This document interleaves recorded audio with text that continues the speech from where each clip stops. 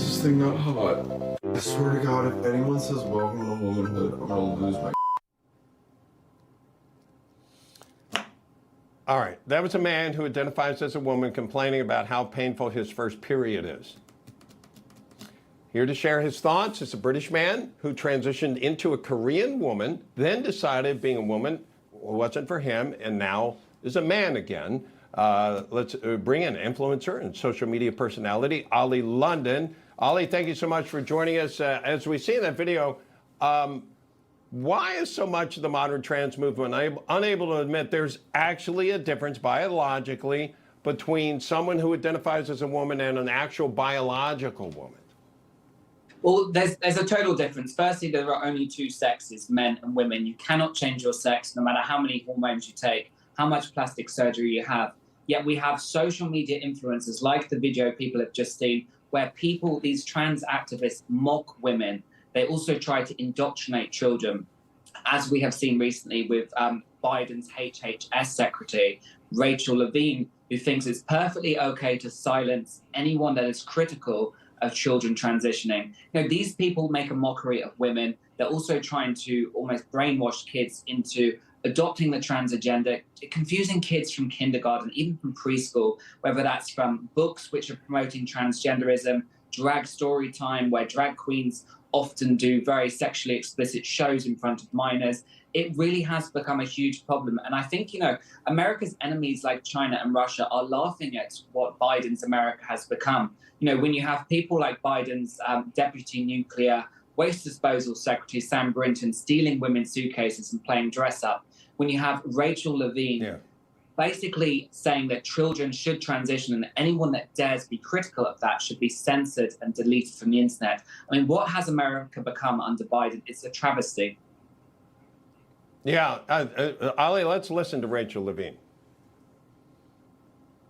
There is substantial misinformation about gender-affirming care for transgender and gender-diverse individuals. The positive value of gender-affirming care for youth and adults is not in scientific or medical dispute. And we need to use our clinicians' voice to collectively advocate for our tech companies to create a healthier, cleaner information environment. Ali, I got to be honest, I'm not even exactly sure what she's saying there. What's your take on it? Well, Rachel is basically saying that big tech have a responsibility to silence anyone that dares question the radical gender ideology. She is basically advocating for people that share their voice online, activists that are trying to protect children, women that are trying to defend their safe spaces, and stop people like Leah Thomas competing in women's sports, and stop men entering women's restrooms. She's basically saying that anyone that dares criticize should be cancelled and silenced. As we have seen recently with the Twitter files, we've seen a lot of collusion between the FBI and the Biden administration with the COVID cover-up silencing anyone that dared question the official narrative. But we also saw before the election, Donald Trump was being silenced and the FBI was actively working with Twitter to silence people that are critical. I would be very curious to know, does Elon Musk have files on Rachel Levine and HHS? Have they been already trying to silence people? This video of Rachel was from back in May. It's only recently gone viral. So has Rachel been working behind the scenes with big tech like Facebook, Instagram, and indeed TikTok to try and silence activists and also try to silence people that detransition? People like myself. Yeah. Recently, sorry.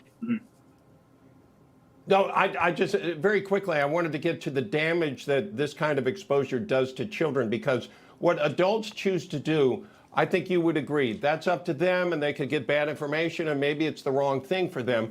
What bothers me as a parent is children being exposed to this kind of mentality almost as encouragement. I've heard it described as grooming, and I wanted to get your take on, is there damage in doing that? It's incredibly damaging. And also, I have to say that Rachel Levine is a hypocrite. They recently said in an interview that they are glad they didn't transition as a child.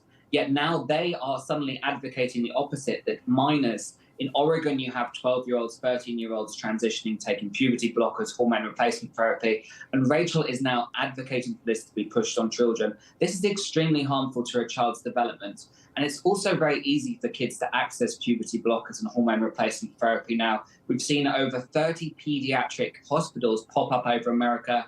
over 300 gender clinics within the last few years. It's big business, and Rachel is clearly being paid to promote these things instead of doing her job and focusing on the health and well-being of Americans, like all of the homeless veterans that are struggling right now, suffering. They have health issues. They're living on the streets. Why isn't Rachel focusing on that? Why is Rachel trying to groom these kids and try to force them to transition? You know, what is the purpose for that? I just think it's so harmful to children, and parents really need to speak up against schools that are doing this, against educators, and also never take a kid to a drag show, which is clearly trying to push a message on kids, which is very harmful. Yeah. Oli London, thank you so much for joining us. We appreciate your insight. Thank you. Thank you, Bob.